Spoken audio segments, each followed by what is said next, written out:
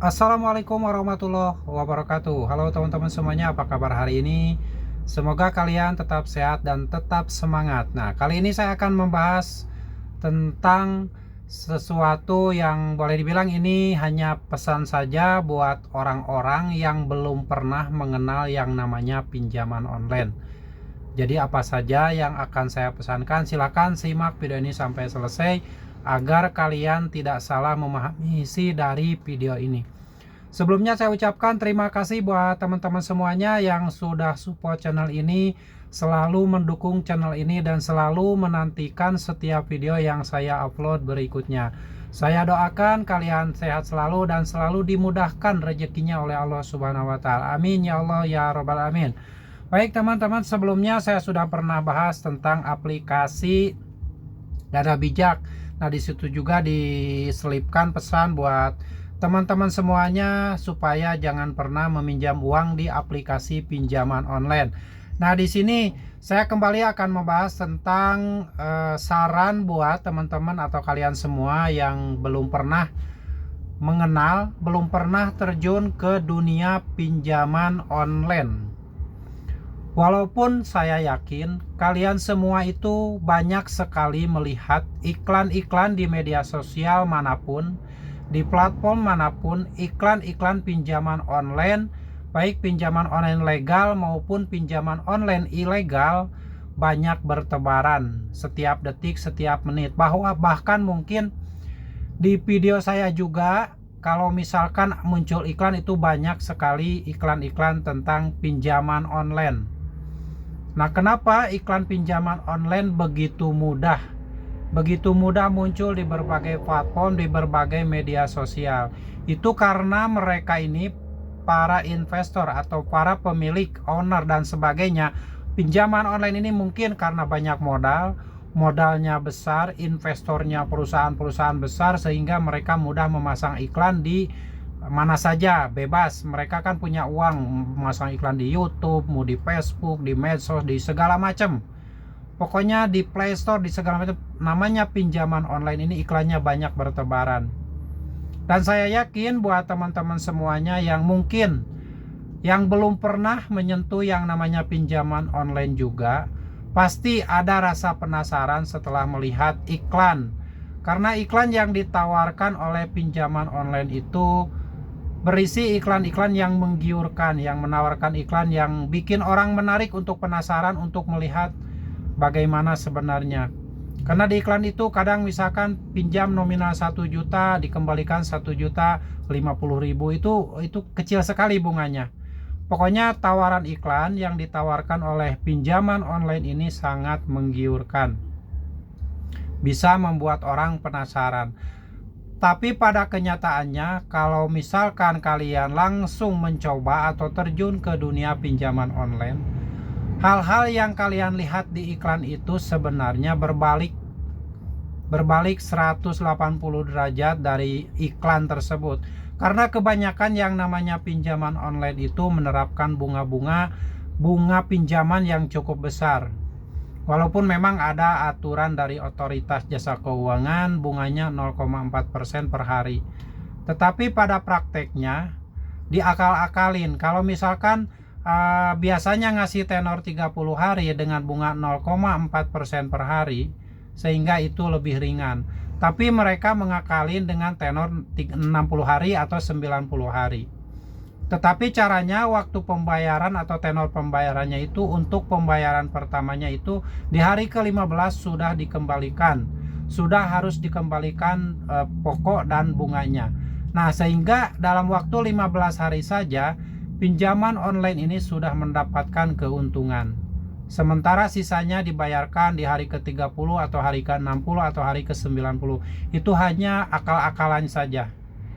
Jadi saya sarankan buat teman-teman semuanya yang saat ini mungkin belum pernah terjun ke dunia pinjaman online, belum pernah mengenal, belum pernah tahu bagaimana caranya. Saya selalu berulang-ulang menyarankan pada teman-teman semuanya, jangan pernah meminjam uang di aplikasi pinjaman online.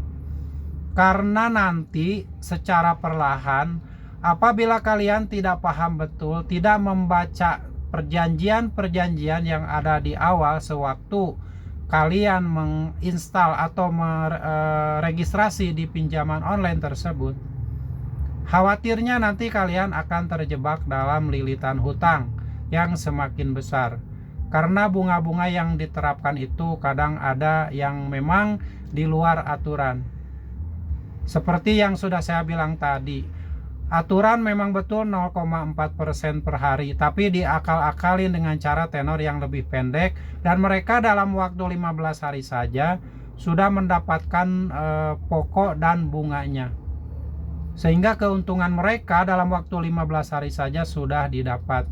Dan kita yang menjadi nasabah pinjaman online itu seolah-olah terjebak.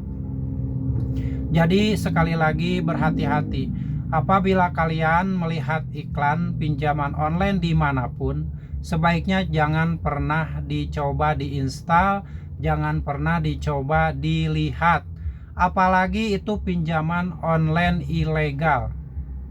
Nah, buat teman-teman yang belum pernah tahu mana saja pinjaman online legal dan mana saja pinjaman online ilegal, untuk mengetahuinya, pinjaman online legal ini kenapa disebut legal? Karena mereka sudah terdaftar dan ada yang sudah berizin di Otoritas Jasa Keuangan. Untuk mengeceknya, kalian tinggal kirimkan saja chat WA ke 157. Sekali lagi, kalian bisa kirimkan, misalkan mengetikkan kata pinjaman online legal, kirim ke 157. Itu bisa ngirim chat WA seperti itu. Nanti akan muncul pemberitahuan atau jawaban pinjaman-pinjaman yang termasuk yang sudah terdaftar di Otoritas Jasa Keuangan. Dan jumlahnya untuk pinjaman online legal ini sementara ini ada 102 pinjaman online legal. Tapi ingat, walaupun ini statusnya legal, tetap dalam prakteknya tidak sesuai, atau bahkan ada yang menerapkan cara-cara yang bikin nasabah itu terjebak, bikin terjerat dalam lilitan hutang. Seperti contoh, misalkan mengajukan pinjaman di awal minta tenor 2 bulan, tetapi waktu dicairkan ternyata tenornya jadi 6 bulan, sehingga kan mereka mendapat keuntungan dari bunga tersebut. Padahal nasabah itu menginginkan tenornya 2 bulan biar lebih ringan bunganya, tapi mereka mencairkan dengan tenor 6 bulan. Walaupun cicilannya mungkin lebih sedikit lebih kurang, tapi bunganya lebih besar karena tenor lebih panjang. Nah, itu salah satu contohnya.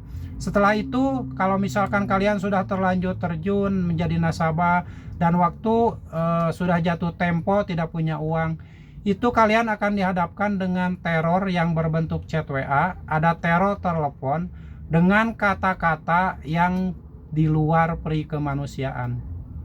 Walaupun memang tidak semua DC pinjaman online melakukan itu, tapi mayoritas 99% yang namanya desk call atau call contact, orang-orang yang menagih melalui WA dan telepon itu menggunakan kata-kata yang tidak enak, kata-kata yang memang itu intimidasi, ada yang caci maki, ada yang kata-kata kasar.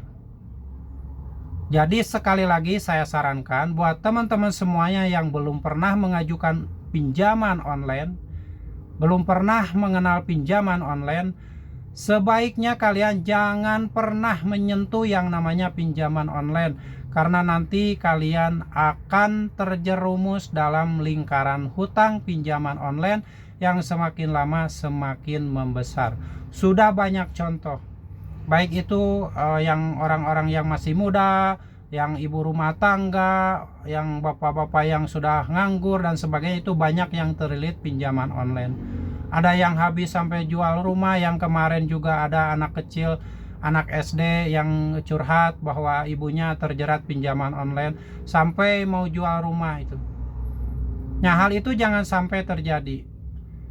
Jadi pesan terakhir dari saya, jangan pernah menyentuh yang namanya pinjaman online, karena kalian akan terjebak dalam lilitan hutang yang nantinya tanpa kalian sadari akan semakin besar. Semoga video ini bermanfaat. dan bisa menginspirasi buat teman-teman semuanya yang yang belum pernah terjun ke dunia pinjaman online. Dan buat yang sudah terlanjur terjerat pinjaman online, sudah telat bayar bahkan gagal bayar, pesan saya kalian tetap kuatkan mental, kuatkan semangat, berpikir logis.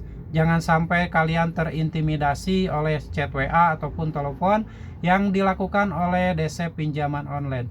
Abaikan saja semua itu jika kalian memang sudah tidak sanggup bayar. Jangan pernah gali lubang tutup lubang di aplikasi pinjaman online yang lain, karena itu akan menghancurkan hidup kalian selamanya. Sampai jumpa lagi di video saya selanjutnya. Wassalamualaikum warahmatullahi wabarakatuh.